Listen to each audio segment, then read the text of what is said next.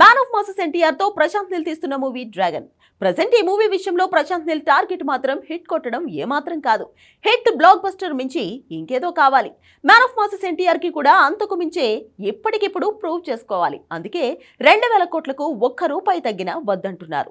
అసలు దంగల్ రికార్డ్ ని బ్రేక్ చేయడమే పనిగా పెట్టుకున్నారు. అలా అని 2000 కోట్లను మించే వసూళ్లు కావాలంటే వస్తాయా? రానే రావు.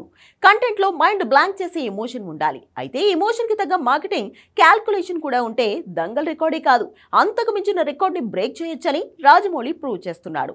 అందుకే ఇంకా పూర్తి కాని super star Mahesh Babu 29వ movie తాలూకు 5000 కోట్ల రికార్డ్ నే ఫాలో అవుతున్నాడు ప్రశాంత్ నీల్. రిలీజ్ కి ముందే SSMB 29 మూవీ 5000 కోట్ల లెక్కలు వెనకేసింది. అదే స్ట్రాటజీ ప్రశాంత్ నీల్ ఫాలో అయ్యి 2000 కోట్లు వెనకేసే పని చేస్తున్నాడా? అది ఎలా సాధ్యం? Have a look.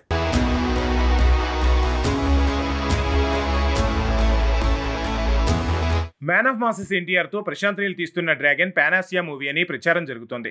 కానీ దాని స్టామినాను పెంచేందుకు ప్రశాంత్ నీల్ వేస్తున్న మార్కెటింగ్ స్ట్రాటజీ తాలూకా అడుగుల మీద మాత్రం చర్చ జరగట్లేదు. అచ్చుగుద్దినట్లు SSMB 29 మూవీకి రాజమౌళి ఎలాంటి స్ట్రాటజీ ఫాలో అవుతున్నాడో అదే దారిలో నడుస్తున్నాడు ప్రశాంత్ నీల్. ఫలితంగా 2000 కోట్ల రేంజ్కి డ్రాగన్ పెరిగిపోతుంది. అందుకు ₹1 కూడా తగ్గే పరిస్థితి లేదు. దంగల్ రికార్డ్ బ్రేక్ అవ్వక తప్పట్లేదు. అంతా రాజమౌళి మార్కెటింగ్ స్ట్రాటజీ పుణ్యమే.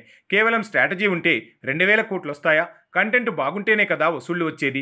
ఇది ఎవరికైనా వచ్చే డౌటే. కానీ 200 కోట్ల స్టామినా ఉన్న టాలీవుడ్ 500 కోట్లు పెట్టి సినిమా తీసింది ఎవరు? రాజమౌళి. మరి 500 కోట్ల బాహుబలి ఎలా 200 కోట్ల రేంజ్ ఉన్న తెలుగు మార్కెట్లో పెట్టుబడిని రాబడిగా మారుస్తాడు? అక్కడే మార్కెట్ పెంచుకొని స్ట్రాటజీని ఫాలో అయ్యే pan India market trend set చేశాడు. ఇప్పుడు Netflix, Walt Disney, DreamWorks లాంటి హాలీవుడ్ సంస్థలతో టైఅప్ అయ్యి 1500 కోట్ల బడ్జెట్తో SSMB 29ని తీస్తున్నాడు. ఇంకా షూటింగ్ పూర్తి కాకుండానే OTT, English, Chinese, Korean, Indian అంటూ దేని బేసిక్ రైట్స్ దానికి సెట్ చేస్తున్నాడు. అలా SSMB 29 ప్రీ రిలీజ్ బిజినెస్ 5000 కోట్ల సేఫ్ జోన్లో ఉందని ఎప్పటి నుంచో ప్రచారం జరుగుతుంది. 55,000 థియేటర్స్లో రిలీజ్ ప్లాన్ చేసి 10,000 కోట్ల వసూళ్లను కూడా ముందే కన్ఫర్మ్ చేస్తున్నాడు రాజమౌళి. అచ్చంగా అదే ప్లాన్ డ్రాగన్కి అప్లై చేస్తున్నారు. నెట్ఫ్లిక్స్తోనే 12 భాషల డీల్ని సెట్ చేసుకుందట డ్రాగన్ టీం. నెంబర్ కూడా 750 కోట్లపైనే అని వినిపిస్తుంది. అంటే డ్రాగన్కి పెట్టే టోటల్ బడ్జెట్ కేవలం OTT రైట్స్తోనే వచ్చేలా ఉందని తెలుస్తుంది. అదే జరిగితే అదో హిస్టరీ.